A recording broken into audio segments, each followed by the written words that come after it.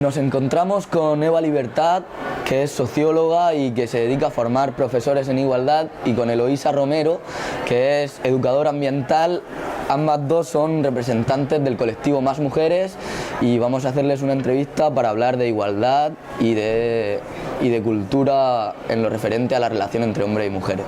Buenas, Eva, como socióloga y educadora de profesores en igualdad, tienes contacto directo con la situación en la educación primaria. ¿Se educa a niños y niñas en igualdad? Pues a ver, el problema, bueno, la respuesta sería no, en general, porque el problema de la educación es que para que la acción educativa tenga un impacto, tiene que saber de dónde parte. Y el problema de las escuelas es que son escuelas mixtas ahora mismo, las escuelas públicas son mixtas. Entonces se dio un paso y se dio un gran paso, o sea, se creyó que se daba un gran paso haciendo escuelas mixtas, pero ¿qué pasa? Que la sociedad, la cultura en la que vivimos no es neutra, es machista y patriarcal. Entonces, si la institución educativa no tiene eso en cuenta, si cree que está partiendo de cero, va a seguir reproduciendo los valores machistas de nuestra cultura y nuestra sociedad en la educación. O sea, para que se produzca la educación en igualdad hay que saber de dónde se parte. Hay que identificar el machismo, hay que identificar los valores, la cultura patriarcal, porque si no, los agentes educativos van a reproducir, primero es que van a hacer posible que eso exista, y lo van a seguir reproduciendo porque van a transmitir esos valores si no son conscientes de que eso está sucediendo a su alrededor, si no son capaces de identificar pues esos estereotipos de género que muchas veces, en la mayor parte de las ocasiones, en la inmensa mayoría de los casos del profesorado, no han hecho una revisión de los estereotipos y las creencias machistas en las que viven. Entonces son agentes que perpetúan ese machismo. Realizas cursos en los que formas a profesores en igualdad. ¿Cuáles son los estereotipos que el profesorado reproduce y que los niños y las niñas aprenden desde pequeños? Son muchos. En general lo que está pasando ahí es que hay un esencialismo. El esencialismo lo que dice es que por naturaleza somos diferentes, o sea que los hombres y las mujeres somos diferentes por naturaleza, eso es un esencialismo, en esencia somos diferentes. Pero además ese esencialismo está apoyado en un biologicismo, que ese biologicismo es lo que confunde naturaleza con cultura, o sea, para la construcción psicológica y cultural de la masculinidad y la feminidad, lo que sería el género, lo confunden y dicen que eso es biológico.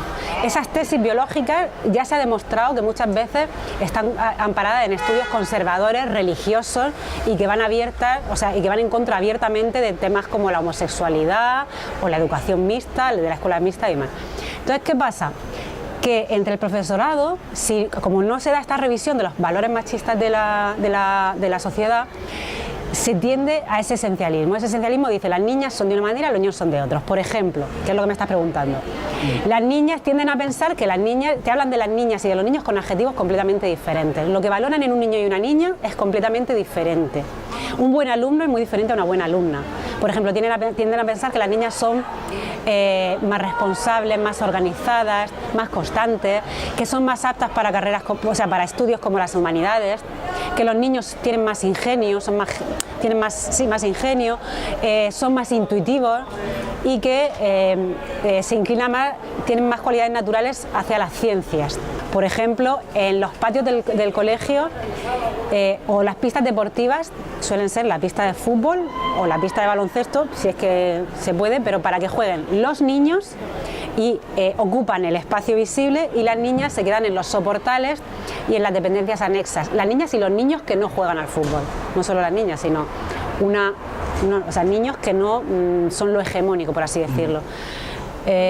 O bueno, por ejemplo, en los órganos directivos de los colegios, a pesar de que hay muchísimas más maestras que maestros en la educación primaria, en los órganos directivos el porcentaje es mucho mayor de hombres que de mujeres. Entonces, todo esto genera unas prácticas en la docencia que son invisibles, que no se ven, que son muy difíciles de detectar porque no se evalúan, que se corresponden pues con el currículum oculto, con lo que se llama currículum oculto, ahora se está empezando a ver cómo son las pedagogías invisibles, se está estudiando, toda esa parte es la que más reproduce los valores machistas. Explícanos brevemente el sistema sexogénero. El sistema sexogénero es lo que hace que nos sea posible diferenciar el ser un hombre y una mujer de nacer con gónadas masculinas o femeninas. O sea, el sexo son las características físicas, biológicas con las que nacemos. ¿De acuerdo?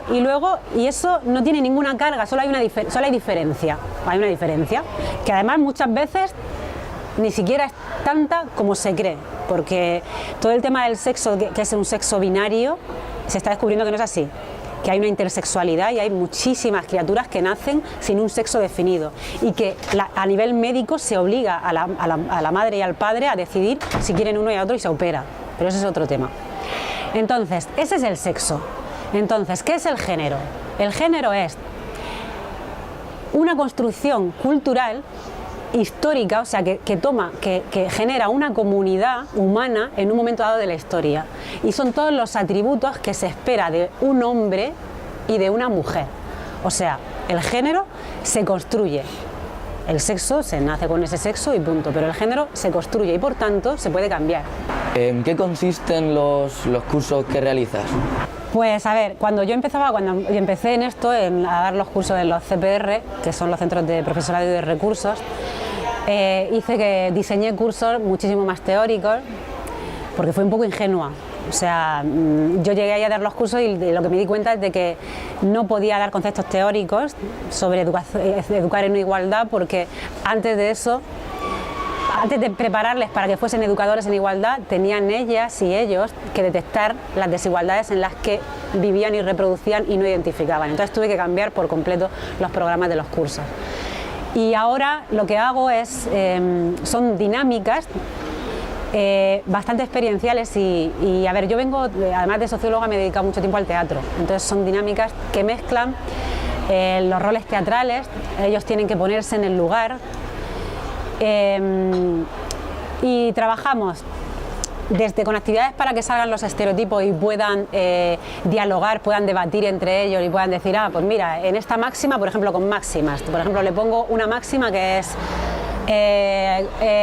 educar a un hombre es educar a un niño es educar a un hombre, educar a una mujer es educar a una familia.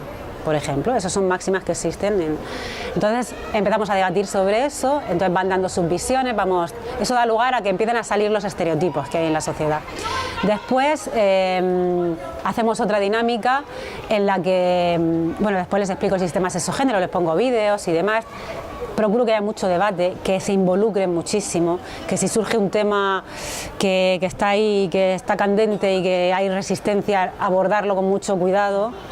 El tema del machismo, de detectar creencias y comportamientos machistas es algo muy duro y difícil. En este momento en la sociedad ya se sabe lo que es políticamente correcto y lo que no. Entonces nadie es machista, nadie quiere ser machista.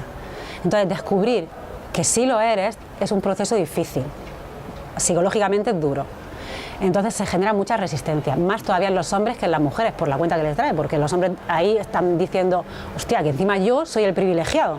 A ver, que estoy hecho mierda, pero soy el privilegiado. Y entonces es fácil que se sientan atacados. Entonces hay que trabajarlo con mucho cuidado para que no se alejen de lo que está sucediendo ahí. Eva, ¿existen leyes en vigor que defiendan la educación igualitaria? Sí, existen leyes que, mira, te voy a poner un ejemplo. En Murcia está el plan para la igualdad entre mujeres y hombres de la administración pública murciana, que se va a desarrollar ya está en el 2016-2017. Y en ese plan, una de las acciones que se promueve, que se tiene que hacer, se nombra un representante de igualdad de género en cada centro escolar. Eso es buenísimo, de repente que haya un representante de igualdad de género en el centro escolar que va a fomentar acciones para la educación e igualdad, a gestionarlas y demás, es buenísimo. Pero ¿qué pasa? Que si a esa figura no se le dan unas condiciones laborales para poder desarrollarlo, si no se le da una reducción de horas y demás, esa figura es una figura muerta.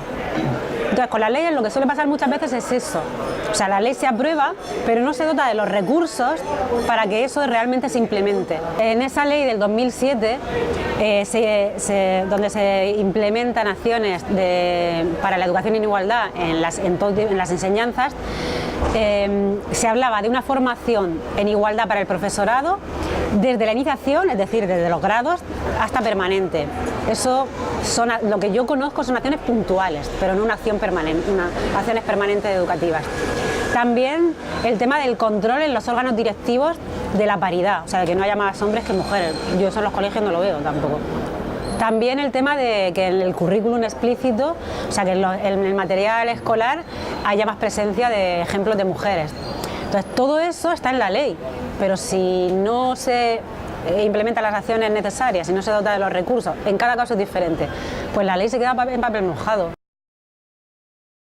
Por supuesto, formación ya en el grado de magisterio, cuando se forman para ser profesores de primaria, formación en igualdad. Luego que haya control en los órganos de gobierno de los centros educativos, o sea, que haya un control, que de verdad se promueva una paridad. Para eso hace falta, es que esto es muy complicado este tema, o sea, se permea muchas capas sociales. Hace falta una conciliación real, o sea, si las mujeres se siguen encargando de los cuidados, si son las que se piden las bajas por maternidad, si son las que se piden la reducción de jornada, no pueden desarrollar las mismas carreras profesionales que los hombres. Entonces, si esa conciliación no sucede, va a ser muy difícil que la estructura, que la educación promueva una igualdad en los contenidos, y tanto en el currículum explícito como en el implícito. Y luego en la universidad, el otro día, debatiendo ahí en la charla, salió el tema de hacer mecanismos de evaluación del profesorado, o sea, si se detectan actitudes, discursos machistas, eso, bueno, pues evaluarlo y sancionarlo de alguna manera. Eloísa Romero es educadora ambiental y está aquí representando al colectivo Más Mujeres. Eloísa, ¿qué es el colectivo Más Mujeres? Pues el colectivo Más Mujeres es un colectivo que lo que pretende es visualizar el papel de la mujer en la cultura y sobre todo en la sociedad también, pero sobre todo en la cultura, porque nos hemos dado cuenta de que no existimos a efectos culturales, no existimos en general, pero a efectos culturales existimos muy poquito. ¿Cómo surgió este colectivo? Pues surgió porque haciendo como una especie de prospección a nivel local de las actividades culturales que se programaban en Murcia, hubo una actividad muy concreta que era celebrar los centros de la mujer, la creación de los centros de la mujer en Murcia, y se organizó un ciclo de conferencias sobre mujeres y todos los ponentes eran hombres. Y entonces eso fue como la chispa de decir, pero bueno, estamos hablando de centros de la mujer, se va a hablar de 4 mujeres y todos los ponentes son hombres, no hay ninguna mujer capaz de hablar de estas mujeres. Y entonces pues fue una iniciativa un poco pequeñita de ir juntándonos y diciendo, no, esto no puede ser así, o sea, hay mujeres que son capaces de hablar de escultoras, hay mujeres capaces de hablar de cine, hay mujeres capaces de hablar de literatura. Entonces pues ahí esa fue un poquito la mecha, o no sé, o la bomba que explotó y que dijimos, pues aquí hay que hacer algo ya. ¿Qué tipo de actividad lleváis a cabo para cambiar la situación de la mujer en el panorama cultural en Murcia? Bueno, vamos pasito a pasito. Lo primero que pensamos es que teníamos que ver si eso de que las mujeres no estuviéramos representadas en los centros de la cultura era una percepción nuestra, que estábamos todas locas, o es que realmente pasaba así. Entonces decidimos hacer primero una especie de seguimiento a ámbitos dentro de los ámbitos culturales lo hicimos un poquito a nivel local y extendiéndolo un poquito a nivel regional, pues ver qué obras de teatro se programaban en los teatros, si estaban escritas por mujeres, si el director era una mujer, las películas que se proyectaban en los cines y en las filmotecas, pues si la cantidad de personaje femenino o el personaje femenino era un personaje principal o había mujeres directoras, las exposiciones que se programaban, pues si eran todos hombres o había también alguna mujer representada. O sea, hicimos como una especie de seguimiento durante unos meses para hacer un diagnóstico de cómo estaba la cultura, cómo estaba la mujer representada en esta región en la cultura, y el resultado fue determinante para decir, bueno, pues evidentemente no aparecemos en un 0,000%. ¿Qué soluciones proponéis desde Más Mujeres para que la visibilización de la mujer en la cultura sea mayor? Que se cumpla la ley, que se cumpla esa ley de paridad. Tenemos que estar representados todos por igual, y eso es lo que nosotras perseguimos y lo que nosotras queremos denunciar. Por eso cada vez que surge algún tema en el que está clarísimo que no estamos representadas o suficientemente representadas, lo que hacemos es denunciarlo de la manera que tenemos, que es a través de las redes sociales, a través de nuestra página web, de nuestro blog. Todas esas cosas las vamos denunciando y desde luego escribiendo artículos, intentando que los periódicos nos los publiquen, demostrando con datos, porque aquí las cosas las tienes que demostrar con datos. Quiero que me digas referentes culturales mujeres de la región de Murcia. Pues hay mucha gente, por ejemplo Marta Garaulé, que es la fisióloga, es la experta en nutrición, que tiene varias clínicas de nutrición, es fisióloga. Hace poco le dieron un premio reconociendo su trayectoria profesional. Es una mujer que por lo que comentaba antes Eva, de que las mujeres normalmente las niñas siempre tienden más a las carreras de letras y los niños a las carreras de ciencias. Bueno, pues aquí tenemos un ejemplo de una señora que se dedica desde hace muchísimo tiempo a investigar en nutrición y que es un referente no solo a nivel regional, sino incluso me atrevería a decir que a nivel nacional y fuera de España. Luego hay muchas mujeres trabajando en la universidad que tienen estudios estupendos sobre biología. Se me ocurre, por ejemplo, la persona que está ahora mismo dando más caña, por así decirlo, sobre el tema del Mar Menor y sobre el problema del Mar Menor que tiene la región, es una bióloga que trabaja en la Universidad de Alicante, que se llama Paqui Jiménez, que es una mujer muy preparada, que ha tenido muchos problemas en su ámbito profesional a la hora de las publicaciones, porque ha estado en grupos de trabajo con hombres y su opinión ha sido la que menos peso ha tenido, y sé que ha tenido verdaderos problemas. En cuanto a escritores, pues Lola López Mondéjar, que es una excelente escritora con un montón de libros en su maleta escritos, y que es una persona que a nivel regional es muy potente y a nivel nacional también. Referentes culturales hay muchos. Nos encontramos muy cerca del local Flow, un local común en la fiesta de Murcia, en el centro, al que acuden muchos jóvenes habitualmente todos los fines de semana, en el cual aparece una mujer desnuda y que tapa sus pechos con un cartel que pone "Esto es Flow". ¿Qué os parece este tipo de publicidad? Madre mía, pues más de lo mismo, o sea, es utilizar una vez más el cuerpo de la mujer para atraer, para vender y cosificar a la mujer, una vez más. O sea, se cosifica en la publicidad y es una manera piensan que... Yo creo que eso es uno más de los estereotipos del patriarcado.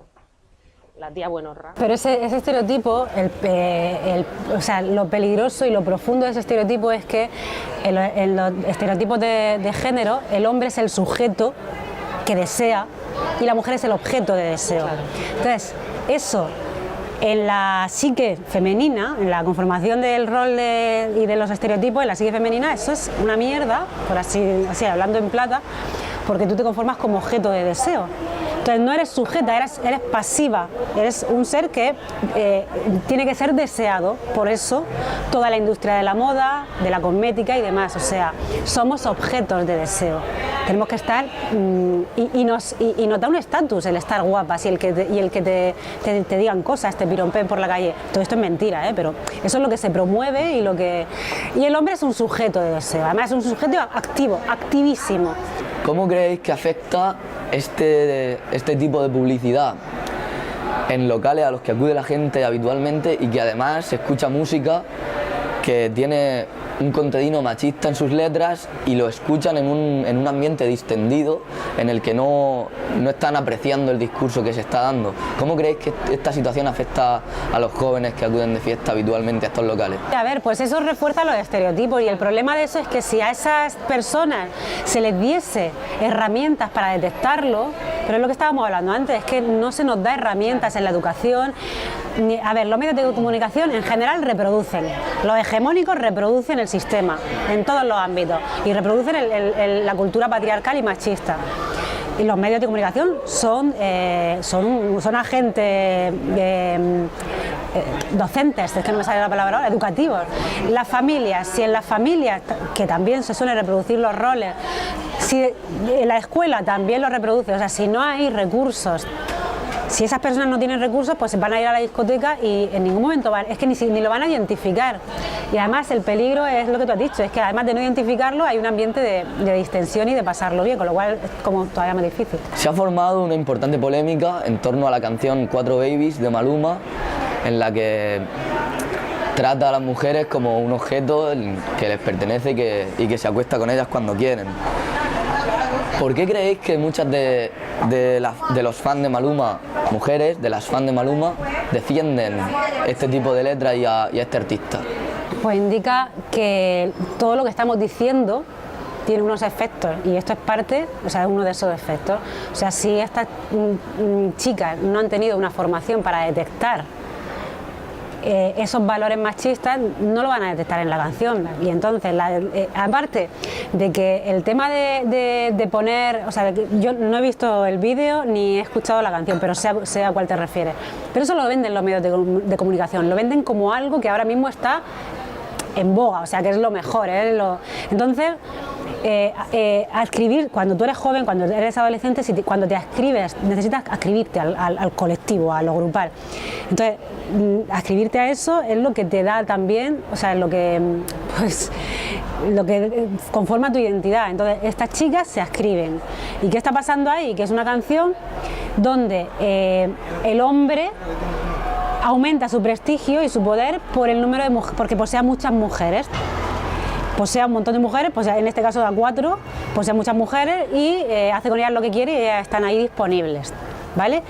Eso, o sea, es un trazado directo, o sea, es que no hay que dar ningún rodeo para llegar a la violencia machista.